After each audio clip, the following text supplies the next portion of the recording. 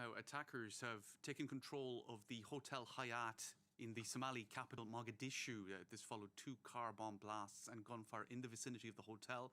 The Al-Shabaab group has claimed responsibility for the attack. This, according to a translation by the site Intelligence Group. That's a site that monitors jihadist group statements. Now, there's no immediate details available on the casualties, but explosions were still being heard in the direction of the hotel this evening. That's according to witnesses speaking to Reuters news agency. We'll bring you more on that story as it comes into us.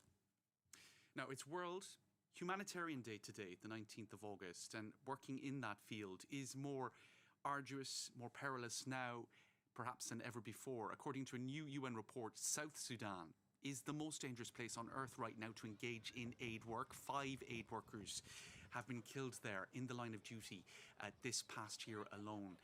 That makes it more dangerous than Afghanistan or even Syria rather. Now, the UN has called for joint action to address the crisis. We're joined on the phone now from Abuja, the capital of South Sudan, by Sarah Besolo Nyanti, UN Humanitarian Coordinator in South Sudan. Thank you for talking to us this evening. Can you tell us about the perils of aid work in South Sudan right now? Can you give us some details on that and what the joint action you've been calling for might look like?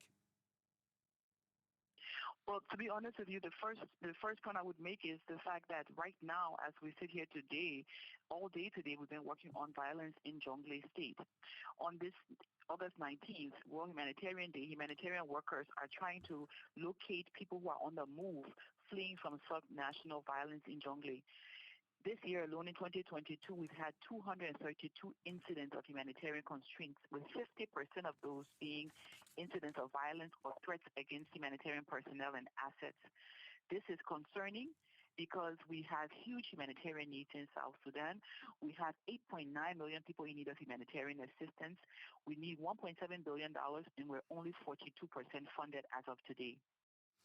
Okay, so you're saying it's really a question of funding. Could it be argued that it's a broader question of perception as well of the role of aid workers? We're seeing, I suppose, maybe this is to stretch the comparison, but for example, journalists nowadays in the field, there's no longer this notion that they're neutral observers. They're often seen as biased or having a position. Is that also a problem that aid workers are facing increasingly, that they're not being viewed as objective or people coming in offering their assistance, but being viewed as agents from the outside, for example?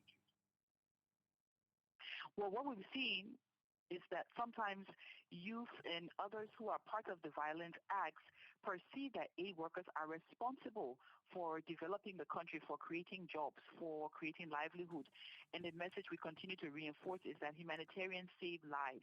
It's the private sector, it's government, it's development sector that will create jobs. It's not humanitarians. And humanitarians are there to help them and not to hurt them. And I think the perception of many young people and many in the communities is they don't know where else to look.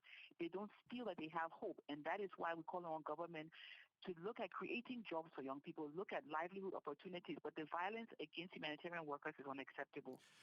So in some ways, you're saying really it's up to the authorities in South Sudan to do something about this. But I suppose if everything was functioning on the level of the state in South Sudan, a state we remember that was only created in 2011, then perhaps there'd be less need for humanitarian workers. So it's sort of a chicken and an egg situation, isn't it? If the state was functioning properly, you mightn't be so desperately needed there. And that's the reality. The prerequisite for development is peace. If we don't have peace, if we don't have subnational harmony, if we don't have social cohesion, there will be no way to reach the people in need with humanitarian services, and there will be no development in South Sudan. So we need for all pieces of the sector to go together. We need peace, we need humanitarian access, we also need development action. We need all three to work simultaneously to ensure that we start to change the narrative in South Sudan. Humanitarian workers are under threat. In 2022 alone, 150 aid workers had to be relocated. Today, as we're speaking now, we're talking about moving aid workers out of Jonglei State back to Juba because they are not safe through the night. This is the reality that they are facing. Well, thank you for underlining that. Thank you for drawing attention to that. And hopefully that joint action that you've called for will come together to help and protect those humanitarian workers. Thank you for that, Sarah Besolo Nyanti in Abuja.